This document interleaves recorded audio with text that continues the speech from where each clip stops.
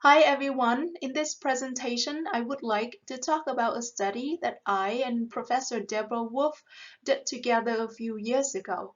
The title of the study is Study in the States: Challenges, Strategies, and Support Services.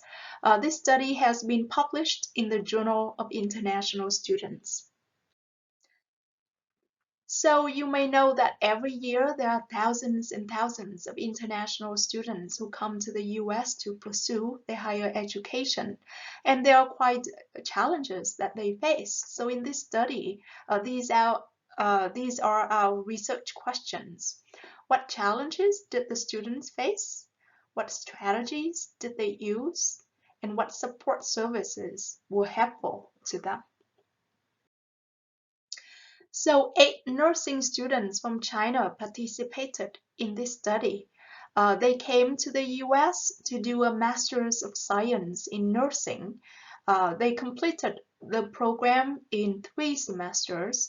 And what is special about the program is that the students studied together instead of taking classes with other American students.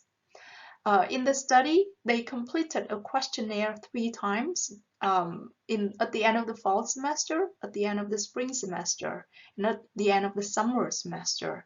The questionnaire asked them to rate the level of usefulness of different services provided to them. They described the level of challenge in different academic tasks, and they also reported on how frequent they used certain linguistic strategies to overcome linguistic challenges. They participated in 3 interviews at the end of the fall, the spring, and the summer semester as well. And the interview asked them to talk about the challenges and the strategies and their experiences in the program. So these are the findings from both the quantitative data and the qualitative data regarding challenges. The good news is that most challenges lessened over time. At the end of the program, most academic tasks were less challenging to them. The skills that they found most difficult were writing and listening, and especially writing. And in the interviews, they they provided some reasons. For example, organization, logic, accuracy are difficult for them. Sometimes they still made deep mistakes, okay? Or it was difficult for them to think in a second language. Reading was the easiest for them because they had time to read, and also they could use other resources to help with the reading. So this is not a surprise. What is interesting is that they expressed quite some mixed emotions with speaking. And again, when you look at the word cloud here, you could see that sometimes they felt embarrassed when they couldn't express themselves. They even used the word suffering. They felt ashamed when people couldn't understand them.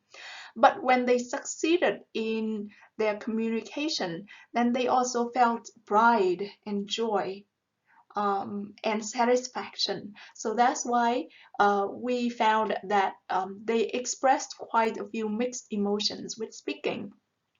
And we think that oral communication is deeply personal, and the success or lack of success in communicating with other people affected how they feel on a daily basis. So this is a quite interesting finding for us.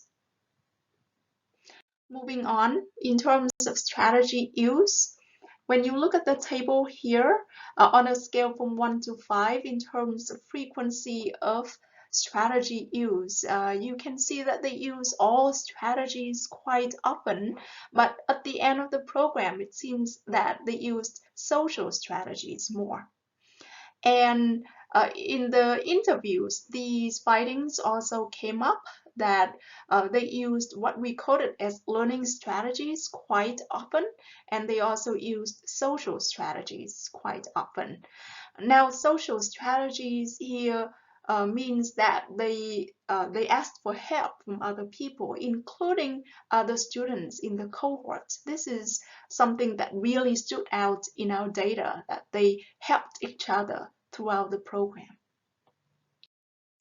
In terms of the helpfulness of services, they found a lot of the services that we provided helpful.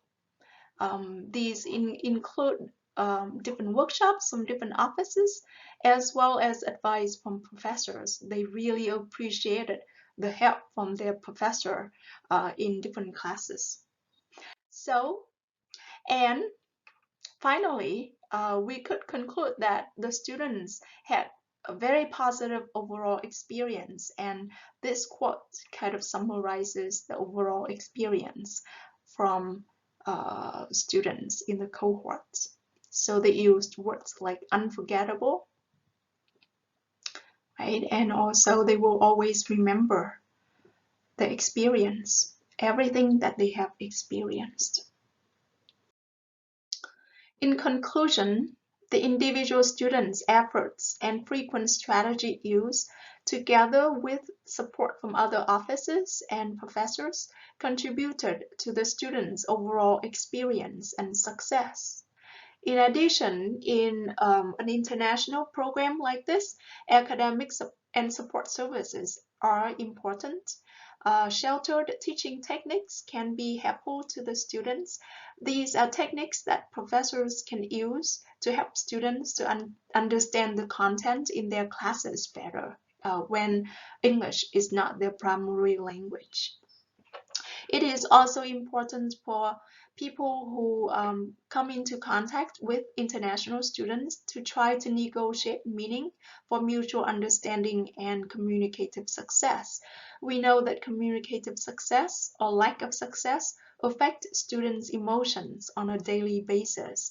So communicators or interlocutors need to be patient, need to listen more carefully, and need to maybe also slow down in their speaking to facilitate communicative success. Studying in a cohort has its own advantages. In this case, students studied together and they helped each other, they supported each other, they did things together during their study, and this contributed to their overall positive experience as well.